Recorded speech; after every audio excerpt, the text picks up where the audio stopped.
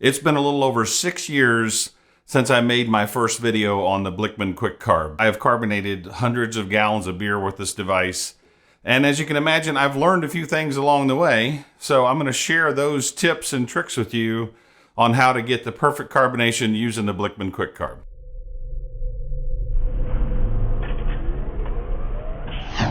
Now, full disclosure, Blickman did send me another quick carb, and it's actually a revision to the original model. And if you purchase one today, you're more than likely going to get the newest model. But just in case, there's a couple of things that are new to the latest revision that weren't on the original one that I had and have been using for like 6 years, and everything is original on it. The hoses are all original. Everything is still intact the way that it was when I bought it. So the couple things that are different on it is the housing on the motor is now all black. It's all black like ABS plastic. And then the other thing that's probably one of the best additions in my opinion is there's a switch now on the back of the unit that wasn't there before. So you used to just have to unplug and plug it back into the wall. The other thing that they did too was they fixed the connections. There were some complaints of leaking at both of the connections on the pump. So they went to kind of a compression fitting now that compresses the hose, and it basically is foolproof as far as sealing goes. Let's get into putting this unit together. I'm going to show you how to do that. The first thing we'll do is put the inlet hose on, and that is simply sliding the hose all the way up on the barb and then bringing the collar down and tightening it down. I would tighten it down pretty tight, as tight as you can probably get it without breaking anything. And then the next thing we'll do is we'll put on this short little jumper hose, if you will, that's got the connection on it. And there again, we're going to put it all the way up on the barb, just like so. And then slide this up and tighten it down really well. All right, so the next thing that we're going to put together on this is the air stone assembly. And you definitely don't want to touch the air stone because the oils from your fingers can clog up all the fine pores on it. So I'm going to tighten that down really nice and tight so that we get a good seal there too. This motor will put out like 30 PSI, so you got to make sure everything is nice and tight. And then I like to screw on the assembly or the body of the air stone before I put it down in the clip. It's just easier that way. Tighten it down nice and tight. Got it in there. Then the next thing would be the hose, the return hose that goes back to the keg. So we'll put that on nice and tight. And then we'll put on our gas line that's going to go to our regulator on our CO2 tank. Now I have some of these really cool things from Blickman. They're like a bottle opener and a male flare, or a flare wrench, if you will, a nut wrench. I think it's probably 10 millimeter or something like that. Comment down below if you want one of these. I got several of them. I'll pick some winners at random in the comment section down below and send you one of these Blickman devices. I haven't seen them anywhere. They sent me a few of them to give out on videos if I want to. So comment down below. Let me know you want one, and I'll pick somebody at random. But they work pretty cool. You can tighten down your flare connections with it. And so that's all nice and tight there. Now we're not going to put the ball lock connectors on yet because we still have to do our sanitization and everything. So let me grab the sanitizer in a jug and we'll do the sanitization process, and I'll show you how I do all that, and then we'll move on from there. All right, so I got my Star San solution in my pitcher. I like to do this with a pitcher because of the fact that this thing is actually made to hang on the side of a keg. So when you hang it on the side of the keg, it's actually, or side of the keg, it sits there and does its job. But you can also hang it on the side of the pitcher here, and it works very well that way. So we're going to drop all the hoses into the pitcher, and then I'm going to plug in my power supply, plug it up to the motor, and then we'll go ahead and turn it on. And as you'll see, it'll start sucking sanitization liquid into the pump, and it's a diaphragm pump, so it'll actually pull suction. So as you see, we've got sanitizer flowing through, but what we need to do is we also need to sanitize the air stone and the air line. So the best way to do that is just clamp this off or pinch it off, and then it will start sending liquid back through the lines. The other thing you want to do as well is drop your ball lock connectors into the bucket there so that everything gets sanitized. And I'll just let this run for a few minutes normally, and then what I'll do is whenever I'm done with everything, done sanitizing it, I'll actually pull the inlet out, and the diaphragm pump is going to push most of the sanitization fluid out of the system so we don't have to waste as much beer when we start that process. So I'm going to go ahead and hold the line here, and then it'll push all of the sanitization fluid through the line and everything like that. And so now we pretty much have a sanitized, somewhat dry system. So I'm going to go ahead and turn this off.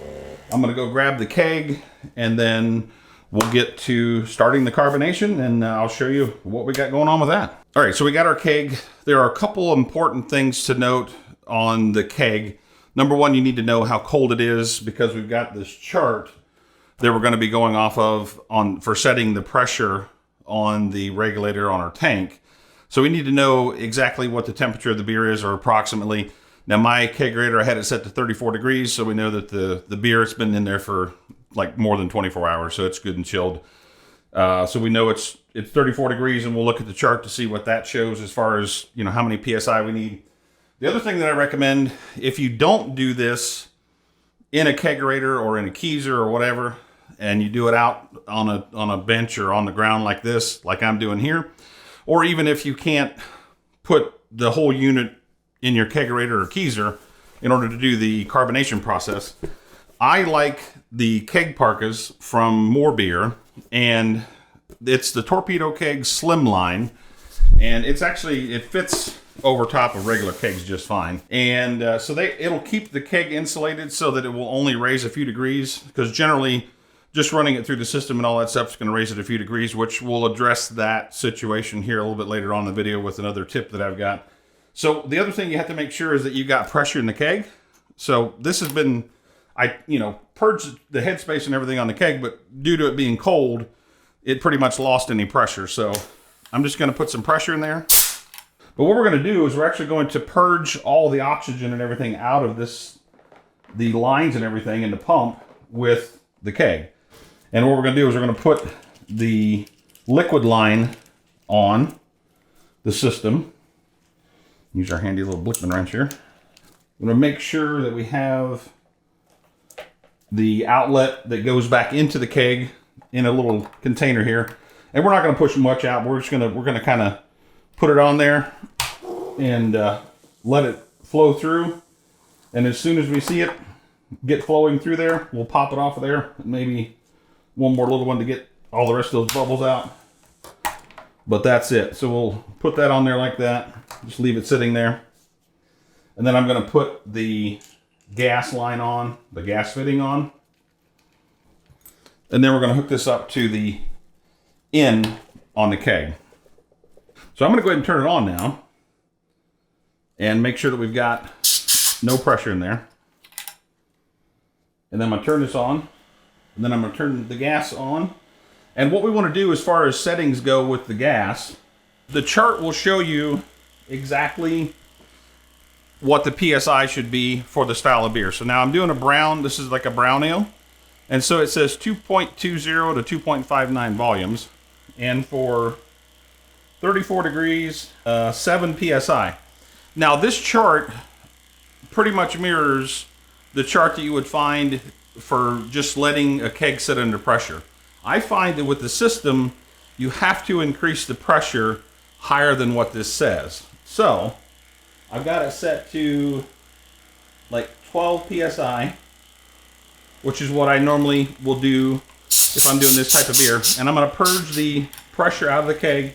And as you can see, you can start to see there's a lot of CO2 running in, and it will continue to do that, and it'll kind of clear up a little bit. But we're going to let this run for a half an hour, and then we're going to come back and I'll show you what I do to make sure that we get a successful carbonation in the beer. But we're going to let this run right now. If you want to mess with the hose, you can certainly do that. This can sit up on the keg like this. And we've got a nice clear line, nothing coming back into the regulator, as some people have complained about. So everything's working fine. We can see our CO2 is going into our beer. And so I'm going to set a timer for 30 minutes, and then We'll be back as soon as this thing has reached the 30-minute mark, and I'll give you the rest of the tips and tricks that I use to have a successful carbonation. All right, so we've reached the 30-minute mark, and the other tip that I have, let me grab a rag, is that as the system works, it kind of equalizes and you stop seeing CO2 coming through the line. So what I have done, like shortly after I started using this thing, I kind of figured this out. I'll leave the thing running and then I'll purge the CO2 out of the headspace to kind of let the CO2 and everything start flowing in again. So you definitely want a rag for this. And I'll put a rag around the PRV and then just give it a quick pull. And you want the rag on there just to keep from any kind of foam or anything getting all over you. So as you can see, we definitely have started the recirculation of the CO2 into the solution back again. And the other thing that I will do also, especially if you're outside of the kegerator or outside of your keezer, is I'll actually bump it up about 2 degrees on the regulator because of the fact that the CO2 going into the beer is kind of temperature based.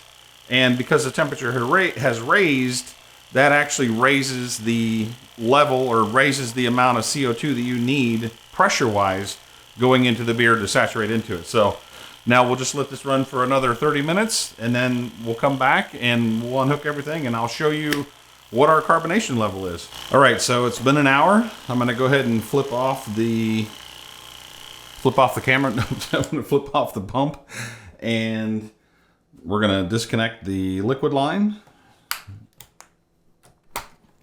and the gas line. Set those over here in this pitcher. And I'm gonna release a little bit of pressure here. We're a little bit higher than what the serving pressure would be. And I've got a picnic tap here. I'm gonna hook it up to the liquid post. And I'm gonna purge all the air out of here first and pour this out. And we're gonna give us a little pour here. And it's actually a little bit, pressure was a little bit too high there. But for just having carbonated it in the keg, I tell you what, you don't get that from rolling kegs around on the floor and all that kind of stuff. There's no way you could dispense right off of that keg. Because I mean, in my experience at least, when I did that, you know, it was really foamy for a long time. But you know, this here has plenty of head on it. Smells great. Let me give it a little taste here. Cheers, everybody.